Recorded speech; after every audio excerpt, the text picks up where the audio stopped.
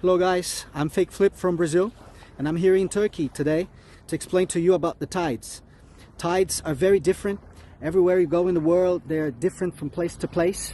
They can be a lot bigger in some places and a lot smaller in others. Here in Turkey, for example, there are virtually no tides on all seas around Turkey. Turkey has, here where I am in Didim in Turkey. Here this is the Mediterranean or the Aegean Sea. The Aegean and the Mediterranean. So here the tides are negligible. I'm going to turn the camera so you can see how negligible the tides are at low tide. It's low tide now. Check it out. So this is low tide. Here it's about 12-13 centimeters. Very, very small tides. In other places you get 12 to 13 meters. Like in Liverpool in the United Kingdom, and also Bristol in the United Kingdom, you get there 11 meters of tides. Here you get 12 centimeters of tides. So when we talk about tides, we have to consider these things. So believing in gravitation of the moon or diamagnetism of the sun, things like that, things related to the stars and the sun and the moon have nothing to do with the tides. They don't explain what happened in the tides. If they did, then there would be some correspondence between the times where the sun goes and all the incidents of the sun. The tides would respond to that. There would be a bigger area where the tides would happen at the same time. We don't see that. In places like the United Kingdom, we have tides completely opposite in times, in very small distances, like Bristol and Bournemouth, and also sizes between Bristol and Bournemouth, like the distance is about 100 miles. 100 miles in distance, but the size of the tides is ridiculously different. In Bristol you get up to 12 meters, 12 meters of tides. In Bournemouth you get about 3 meters of tides. So the sizes are very different. And also you have there the times of the tide. So when one tide is high, the other one should be high as well. They should be high and low at the same time.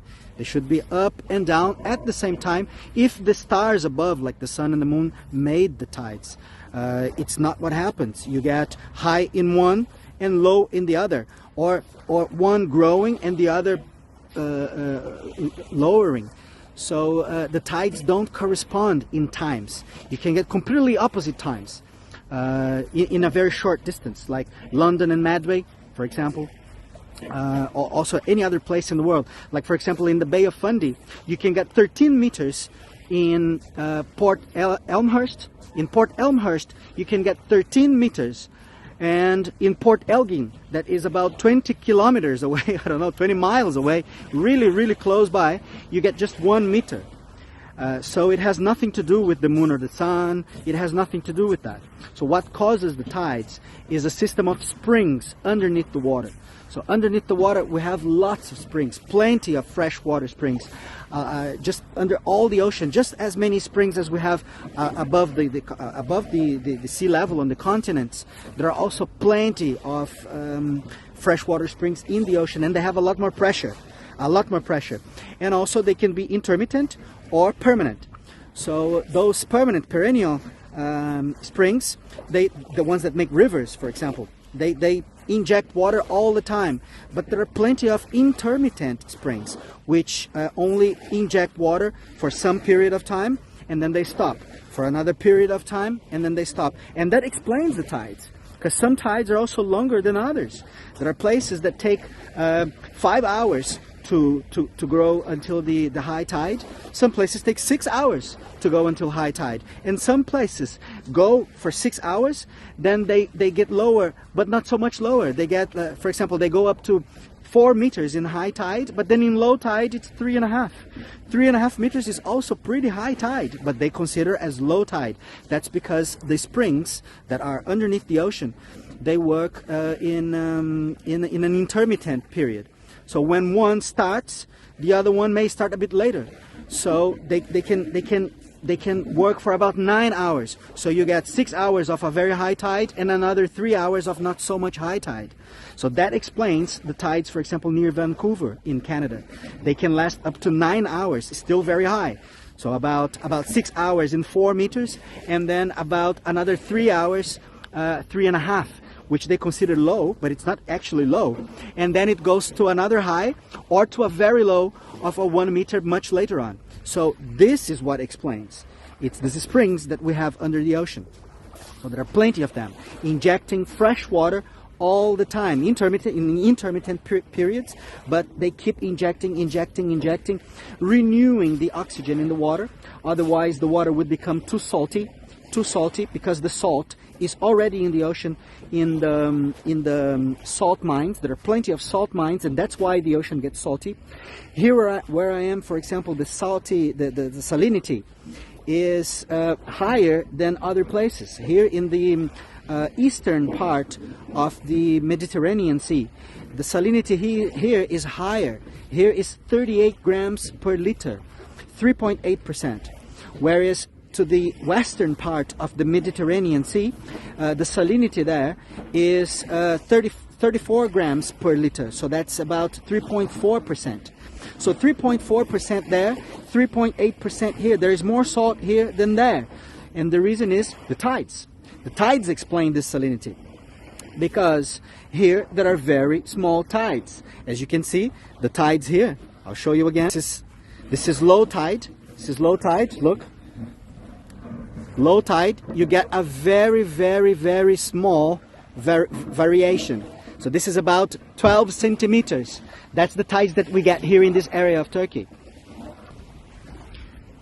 So because of the low tides here, the salinity becomes higher. That's why there is more salt in this water, because there is less fresh water being injected here. That's why. This is also something that most people don't know. Salinity has nothing to do with tides. It's the opposite. The tides have to do on the salinity. They control the salt. And that's why in places with very small tides or virtually no tides, like the eastern part of the Mediterranean, the salinity tends to get higher. The same happens, for example, in the Red Sea. The Red Sea has 42 grams, 41, 42. It has a gradual salinity, just like the Mediterranean has a gradual salinity. So the closer to the salt mines, the saltier. And the amount of fresh water injected there is also very small. So the tides in the Red Sea are also pretty small, just not as small as they are here. Here it's even smaller. And the whole of Turkey has very small tides. For example, the Sea of Marmara. The Sea of Marmara to the south of Istanbul is also like this. Tides there are about 4, 5, 10 centimeters. Really, really small. They can be considered as amphidromic points. Many scientists call these places amphidromic points. They don't even know what amphidromic points are, and they can't. They just say it's amphidromic points because from these places the tides begin to be noticed. That's how they say. Well, amphidromic points are, in my conception, what finishes with the tides, what kills the tides. So the tide is the injection of water. The tides is the injection of water, and the amphidromic points, they suck this water out from the ocean. So the water is injected in many parts. The tides are made, and then the tides is spread around the ocean, spread over there, spread, and the level remains the same. So the level remains the same because there are amphidromic points which suck the water from the ocean constantly, permanently. There are many points like that. I don't know all of them, but I know many of them. So there are two in Norway, for example. There are 2 points in Norway. Like they make huge whirlpools on the surface because they keep sucking a huge amount of water permanently from that area of the Atlantic. Also in Scotland, in the Gulf of Corryvreckan, there is another one. And here in the Mediterranean Sea, there is one in the center of the Mediterranean Sea in Messina, Italy. So there in Messina, there is one amphidromic point. That's the amphidromic point of the Mediterranean Sea. So all the tides made in that area, because in Venice there are tides, you get up to 1 meter in Venice. There are tides in the south of Spain, France, northern Morocco, Tunisia. You get small tides there, about 60 centimeters, about I don't know, maybe 80 centimeters, 40 centimeters. So it's about 4 to 6 times higher than this side. So here in this side we get 10 centimeters maximum, 12 centimeters, 4, 5 centimeters, really small tides. Because they get to here when they arrive here, the tides are already a lot smaller because they've been sucked there, and also they've diffracted in many of the islands. So they get here a lot smaller.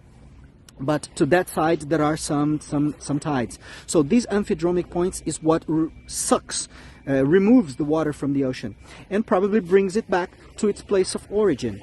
The place of origin is the primordial ocean. So we have a primordial ocean, and the water from the primordial ocean is pure, is drinkable, is pure water, and that pure water is what is injected from underneath the ocean, and also on above the sea level in the continents. We also have plenty of freshwater springs.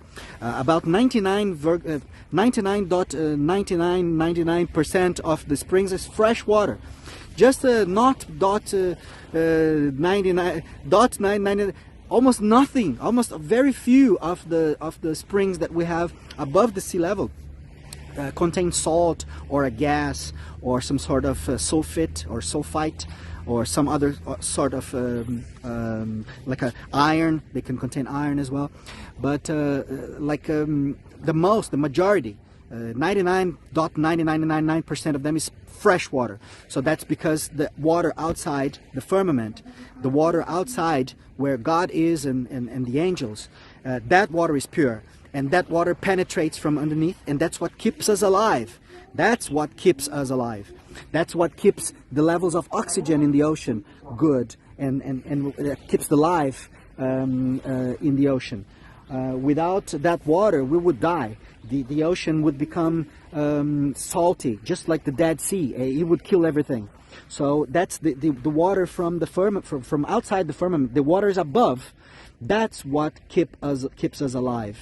So and that's what explains the tides as well. So it's this is the explanation of tides, guys. Right? The water from outside, the water from the primordial waters, they penetrate from underneath in certain points. In points like this, in places like this, like the whole of the western part of the Mediterranean Sea, including the Aegean Sea, the Marmara, the Sea of Marmara also has no tides. The Black Sea has no tides. Also the Baltic in the northern part of Europe, the Baltic Sea has no tides. Tides in Helsinki, tides in Stockholm, they are virtually zero. They're even smaller than this. Here we get about 13 centimeters. There they get like 4 or 5 centimeters, nearly nothing. In the south of Norway, in Egersund, they have nothing. They have like 5 centimeters, 10 centimeters. In the Sea of Japan, in the areas of Metsui, in the areas of Totori, in the areas of Shimane, in those places they have virtually no tides. It's like this also, like 10 centimeters, 15 centimeters, 5 centimeters, like nothing. So in places like this there are no tides, and the reason is because there are no springs. There are no springs underneath. That's why, and that's the explanation of tides. It's the springs underneath in high pressure. When these springs they burst, depending how close they are to the surface also, and depending on their magnitudes, they can change, they can alter the surface of water. You can have that surface of water that is very similar to when you spring water from underneath a plastic pool, a plastic swimming pool that you have in the garden. If you put the water, injecting water from underneath in the pool, you get the same effect that you get in some parts of the ocean. You get that water opening in a circle in the surface, changing the texture of the surface of the water. The same thing you can get in the ocean as well. That texture becomes smoother, glassy. The texture of the surface changes, opens in a wide circle, and spreads over the ocean. So half of it, half of that circle comes to the coast, and the other half goes to the other side of the ocean. Sometimes if you have a channel, it goes to the other side of the channel. It happens in the channel, in the English Channel, for example. This is what explains the tides in the English Channel, where you have in the side of France, in Saint-Malo, you have, for example, about 10, 11 meters of tides in one side of the channel, but in Bournemouth, to the other side of the channel, in Bournemouth, in England, you get only 3 meters of tides. So this is what explains the tides. So the tides open, half come to one coast and the other half goes to the other coast, and some spread to the sides as well. So that's how the tides are made, from underneath, and they open and they change the texture of the surface in some places depending on the depth and also on the magnitude of these springs. So if they have a very high, very intense magnitude, they can change, and also if they are very close to the surface. So obviously if it's very, very deep, too deep, they will probably not change the pressure won't be enough to change the surface and create that effect of a different texture. But depending on the place, yes. So for example, in these images that you're seeing there, the depth there is 50 meters. So these sailors who filmed this and who showed this, they said that the depth they were was 50 meters only, and probably a very, very big and very intense magnitude of these springs. So also these the springs underneath the ocean, they also explain the timings of the tides, because you have tides with very different timings in very close by areas. For example, in London and in Medway, they're very close by. In England, right? London and Medway in England. Also places like, for example, Macapá and Belém do Pará in Brazil. They're also relatively close by, and you have very different timings in these places. Places like, for example, Bristol and Liverpool. They're very close by. However, the timings of the tides can be totally the opposite. So you might have a high tide in Bristol, but a low tide at the same time, a low tide in Liverpool. And the same can happen there in London. You might have a high tide in London, but in Medway, that is only about 40 miles away, you can have a low tide at the same time. So you can have one high and the other low at the same time, even in very close by areas. The same happens in Brazil, in many other places as well. So for example, you can have a high tide in Macapá, but a low tide in Belém do Pará at the same time. So this thing can even be done live. We could even open a live here in my channel, a live transmission. We could put an observer in one of these cities and an observer in the other one of the cities. They both would get into the live transmission through links that I could give the links. They could enter at the same time and show the tides, just like I'm showing here now. Show the tides right now in both, right at the moment. In both places at the same time, and people can see that even in close by areas, places like London and Medway, that is only 40 miles away, Bristol and Liverpool, I don't know, about 100 miles away, I don't know how far they are, Macapá and Belém do Pará in Brazil. I'm using these examples because I am from Brazil. Okay, there in Brazil, for example, you can get a high tide in Macapá and a low tide in Macapá at the same time. And also, this can happen in many other places, in all places on earth, because this is a rule. And rules of nature, laws of nature, they never have an exception. If you see an exception, for example, to gravity, it's full of exceptions. It's so selective that we can hardly believe it. So anything in nature that has exceptions should not be trusted, because then that's not the explanation. The explanation never has an exception, because the laws of nature do not have exceptions. And the springs underneath, they are the law of nature that creates the tides. The law of nature of the tides is the springs. So there is never an exception in anywhere in the world.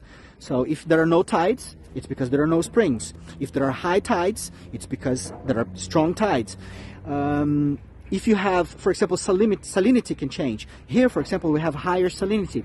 But in the Bay of Fundy, in places with lots of tides, for example, in the Bay of Fundy, the salinity is less than 2%, less than 20 grams per liter near the rivers, obviously because of the water from the rivers, but also the water from underneath. So that water is fresh water, and that's why the water in the Bay of Fundy is almost no salt. It's very little salt, because there are very high tides there. And the same happens everywhere in the world. So it's a law. It's a law, and there are never exceptions to that. The salinity gets higher here because there are no tides. There's no water being injected here where I am.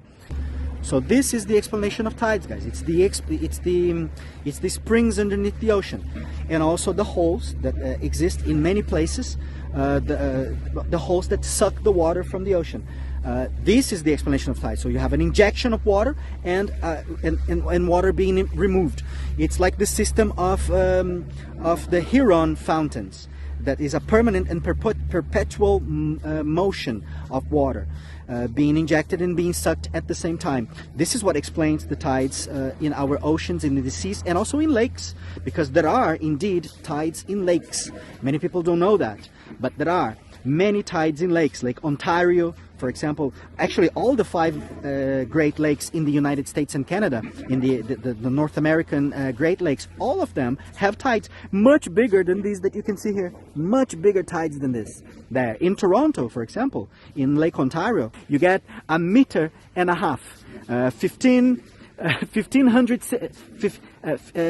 150 centimeters. Here you get 15 centimeters.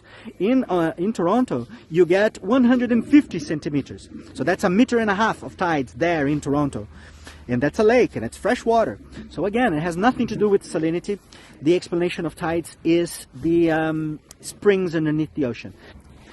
So if you liked the content, if you liked the explanation, if you're happy, if you feel satisfied with this explanation, don't forget to leave your like to our friend No Fanfare from Australia, my big friend from Australia, No Fanfare. I'm recording this video for his channel, so it's exclusive content to No Fanfare, my big friend from Australia. Big shout out, big hug to you, my friend, and see you around, guys. See you around.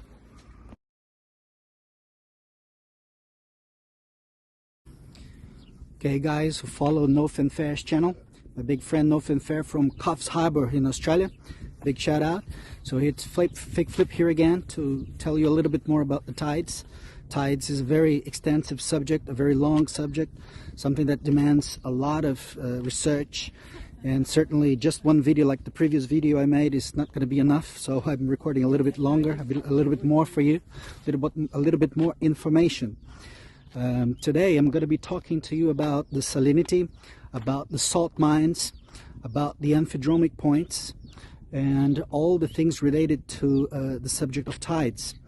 In the ocean there are lots of salt mines, just as there are many salt mines on top of the continents as well, above the sea level. There are plenty of salt mines. And where are they located? Salt mines are usually located in deserts and in the vicinity of deserts. That's most likely because during the flood, the big flood that we had a few millennia ago, when the fountains of the deep, they burst and sprung all that water onto the surface, together also with the water that came from outside the firmament. The waters above also flooded earth during the flood, so the salt was released onto the surface and spread over the land, creating the deserts. So if you observe the deserts of earth, all of them, the deserts of the west of America, South and North America, there are deserts with lots of salt lakes, salt mines, salt plains, salt deserts, whatever you call them. I call them salt mines. And basically they are nothing but deposits of salt. It also happened in Africa, in Australia, and parts of Asia. Strangely, it didn't happen in Europe. And that explains why the Baltic Sea has no salt. The Baltic Sea has very low salinity, and as opposed to the salinity of the Mediterranean, Red Sea, and other seas, the phenomena that we observe in the salinity of the Baltic is the opposite. So whereas in the Mediterranean we have a higher salinity to the internal parts of the Mediterranean, far from the strait is higher than near the strait, it means that the salt mines are located inside the Mediterranean. Now in the Red Sea it's the same thing. The salinity is higher to the inside of the Red Sea, and then it's lower near the Strait. It's the opposite in the Baltic. The Baltic, we observe that the salinity is higher close to the Strait. So it's a higher salinity near the Straits in Denmark, and lower to the inside, so gradually lower to the inside. So it means that underneath the Baltic Sea there are no salt mines. So all the salt from the Baltic Sea comes from the Atlantic Ocean through the North Sea in that region. So this is the truth about salt. The salt was spread on Earth during the Great Flood. So most likely the whole ocean of Earth was a freshwater ocean. And the biggest evidence for this is the surroundings of the ocean. Antarctica is our great surroundings. It's our confinement. So the confinement is freshwater. If you observe the ice of the confinement is entirely fresh. We can even drink from that ice, even today. So if that ice is freshwater today, but the ocean is salty, it means that the ocean became salty after that. First it was made fresh and then it turned salty. So that's how the salinity happens. It was spread over the continents, and it was also spread over the ocean floor. The ocean floor and the seas in general, they have salt mines, salt plains, salt flats, call them whatever you want to call. There are plenty of them. Some of them are known already after the invention of submarines. They've discovered some salt plains, salt mines, salt lakes. Our scientists call them brine pools. They're called brine pools. Basically, they're nothing but deposits of salt on the ocean floor, on the seabed. So that's where they are, and that's why the ocean becomes salty. So without the injection of fresh water, what do you think would happen? It's very obvious. For those who have the logics in place, it's obvious that the ocean would become just as salty as a hypersaline ocean or sea or a lake, just like the Dead Sea, the Great Salt Lake in the United States, the Garabogoscal in Asia, or the Rakba in Senegal. It would become just too salty, and all the life would be extinguished from the ocean, and consequently we would die as well. So the importance of tides is notorious. The importance of tides is very visible in the question of salinity. And speaking about tides without speaking about salinity is nonsense when one explains the other and one justifies the other. So they are intrinsical, and it's impossible to speak about tides without speaking about salt.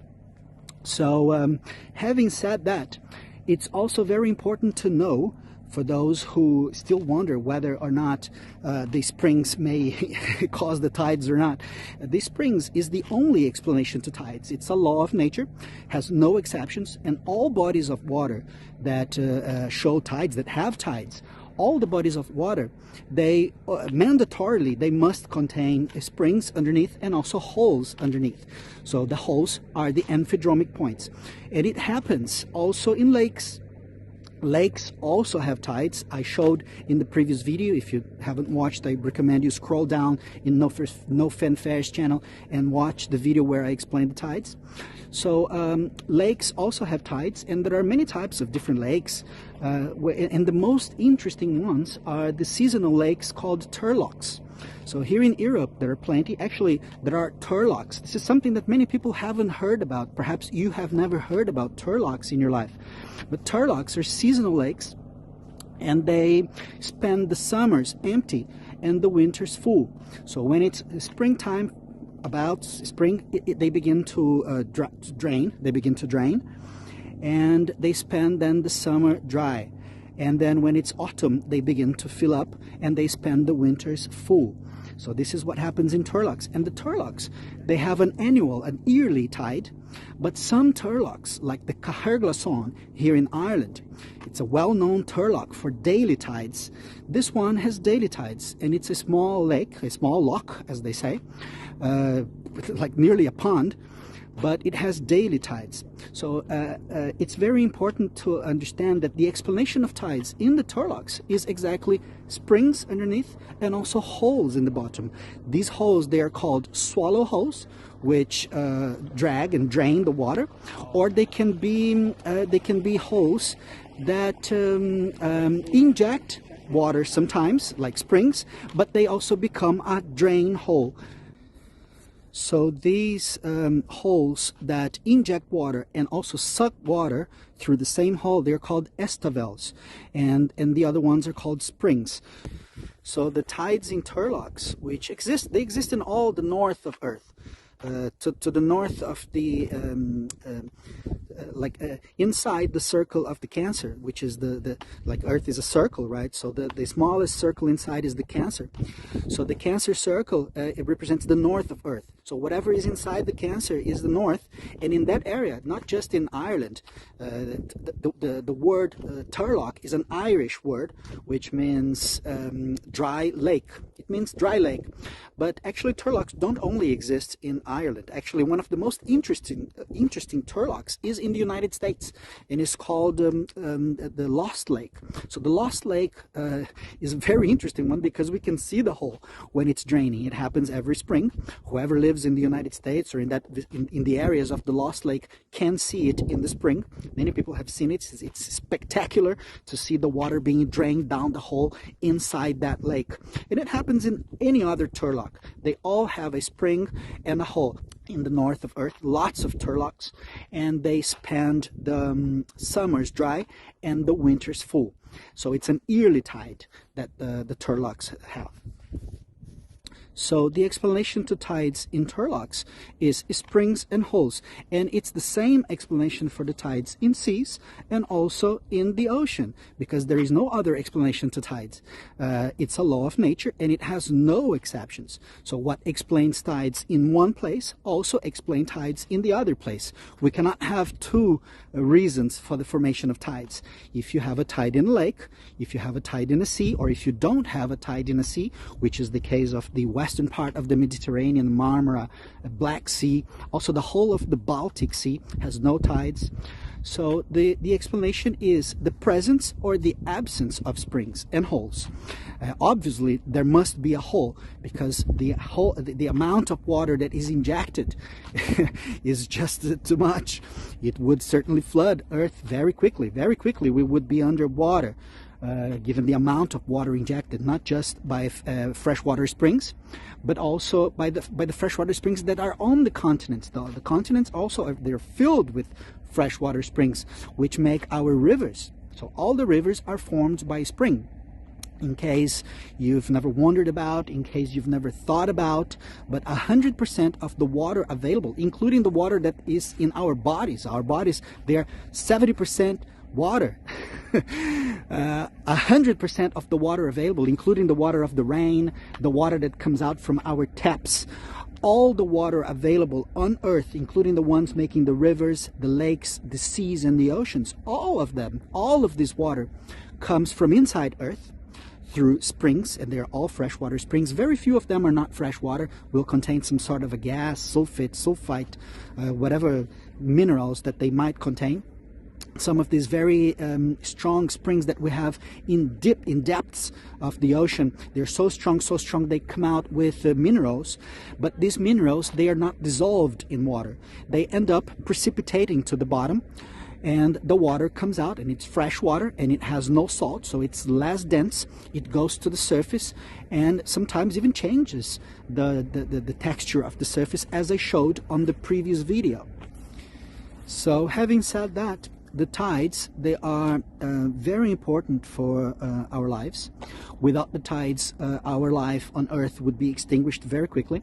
The ocean, seas, and lakes, the lakes that have salt, the salty lakes, they would become too salty, and many of them are too salty and have no life inside, like the Dead Sea, for example, has no life. It's not the case of the Caspian, though. Salinity in the Caspian is quite low because the salt mine in the Caspian is not located underneath the Caspian. The salt mine of the Caspian is located to the side of the Caspian and is called Garabogaskol, which is a huge salt plain covered by the water of the Caspian.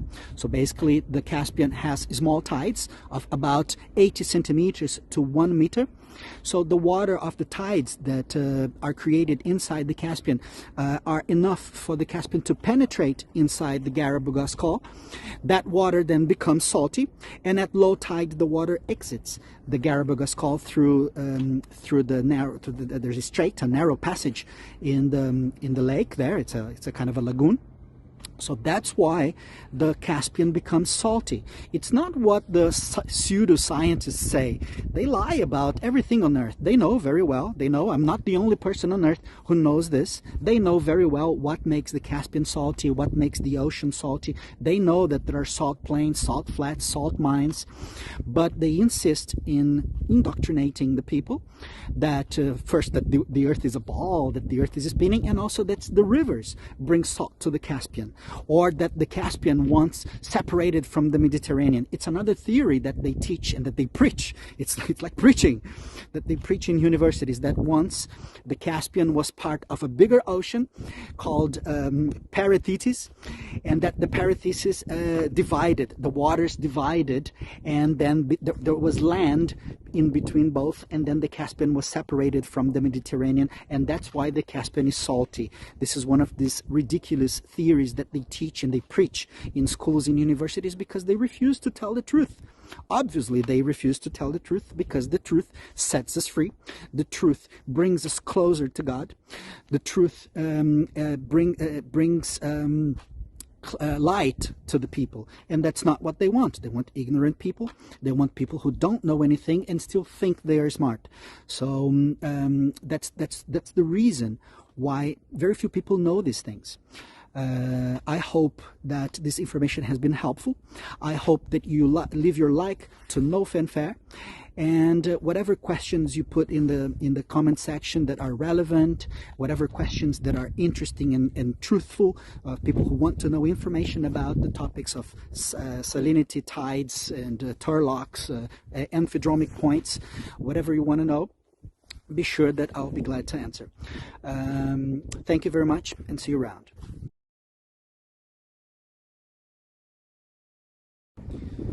Hello guys who follow No Fanfare's channel. Fake Flip here once again to tell you a little bit more about the tides. Today I intend to speak a little bit more about the amphidromic points.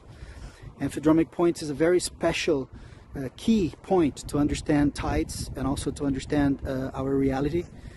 The amphidromic points, as our oceanographers and PhDs have learned, is nothing to do with reality. What they have learned is a set of lies.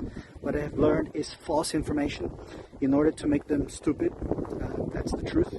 So for them, amphidromic points is taught in universities as areas where there are no tides. This is how they learn in university. Or since there are no areas on Earth completely exempt of tides, so they consider also amphidromic points as places with no tides or where tides are negligible. Places like Turkey, for example. Turkey is a huge area, not really a point. So they clearly don't know what a point is. Okay, they clearly have no idea what a point is. Right? A point is a specific location, a set of very specific coordinates. That is a point. Now, the whole of Turkey, including the Marmara Sea, also the Black Sea, and also the Mediterranean and Aegean Sea, it's a huge area, not just a point, where the tides are considered negligible and therefore considered an amphidromic point. So in the maps that they release to our oceanographers with the amphidromic points, you observe huge areas of Earth, entire seas like the Mediterranean, the Caribbean, the Baltic, the Black Sea, which is not even highlighted in their maps also. But we are talking about huge areas of Earth like the Sea of Japan and many other areas where the tides are negligible, nearly zero really. So they consider these as amphidromic points. So they don't question anything, they just swallow the information and say amen. And that's how the indoctrination carries on and on and on. And that's why today we have a legion of PhDs who are specialized in unicorns that don't exist, and they don't get to understand the reality that surrounds them. This is really sad, really terrible. But I am here to tell them what a point is. A point is a specific set of coordinates. So it's a very specific and restricted area where that is a point. So an amphidromic point is places on the ocean, very specific places on the ocean where a very special phenomenon happens. We have a vertical current of water. Amphidromic points are the only places on the ocean where we have a vertical and very strong currents of vertical water going down to the bottom. So the only places on Earth where you will observe these phenomenons is the amphidromic points, and they're very dangerous, very extremely dangerous, because they can drag almost anything down together with the water. So extremely dangerous places, and all of the amphidromic points have a history of shipwrecks, drownings, bodies missing, some bodies found also. But they have a history of deaths included in their history, and no wonder why, because there is a massive hole down there sucking and dragging all this water out of the system for some sort of recycling. Our God has some sort of recycling plant somewhere, and this water goes back to recycling somewhere. We don't know where this water goes to, but the waters outside our firmament, they're always clean. That water keeps penetrating through all the springs on Earth. We have countless of springs, not just here above the continents, above the sea level, but also under the ocean. We have plenty, countless of springs. And the injection is always fresh, always clean water.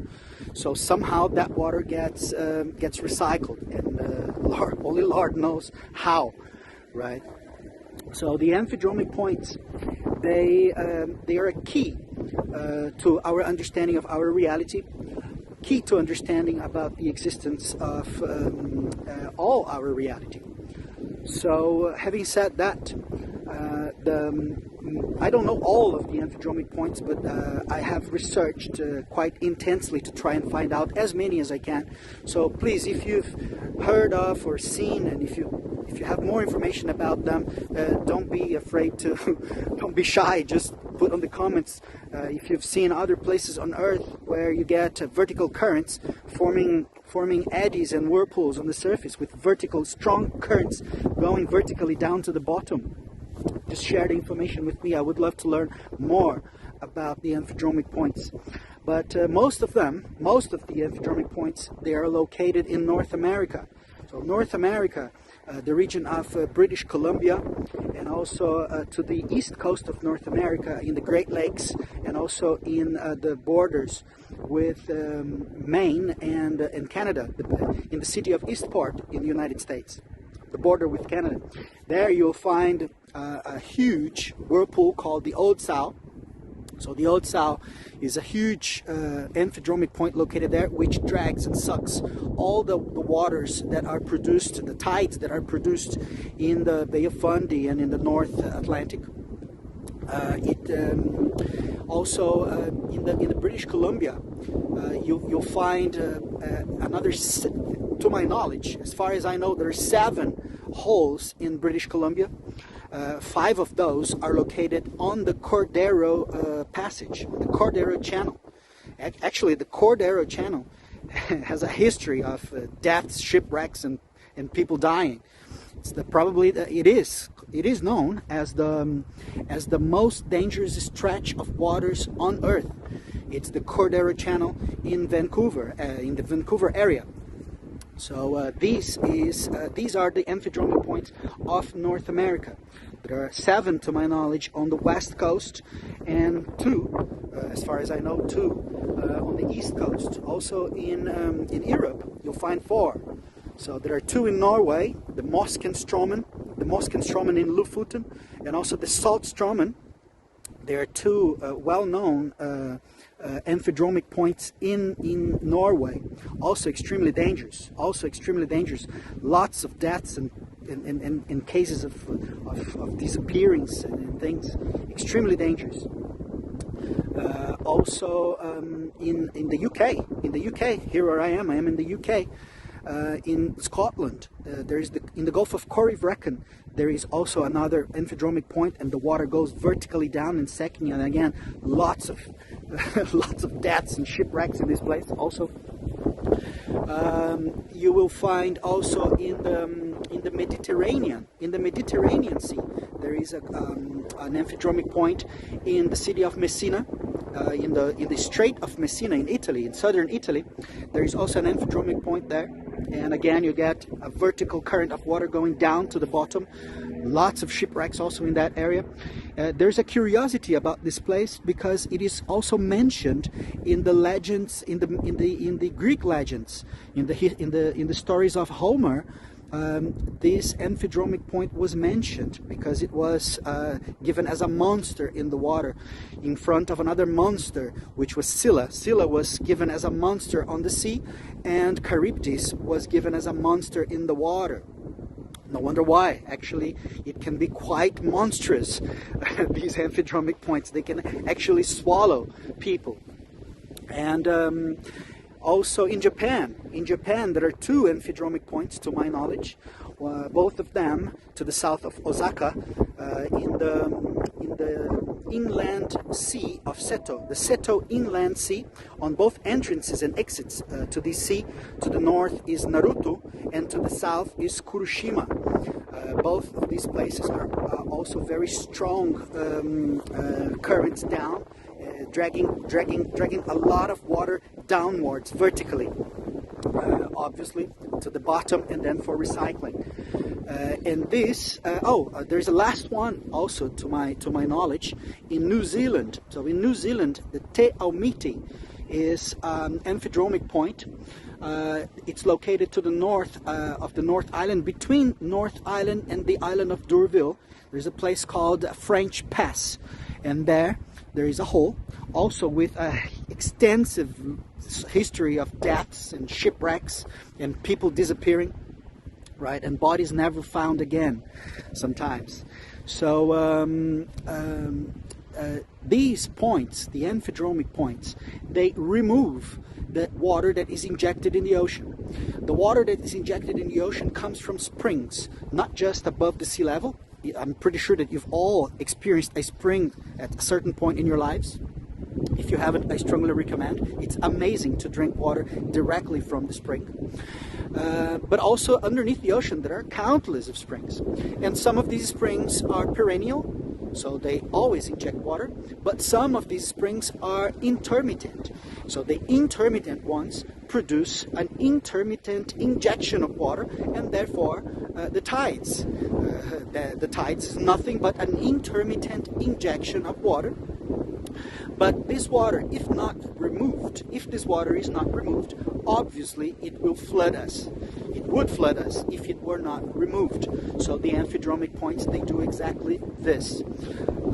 I hope the information has been helpful, especially to our oceanographers who have been fooled in universities with a terrible and false information about the amphidromic points. Amphidromic points are meant to be points, a specific set of coordinates, not huge areas of Earth as they are preached in universities. So I hope this information has been helpful and helps them free their minds and therefore set free the people. Right?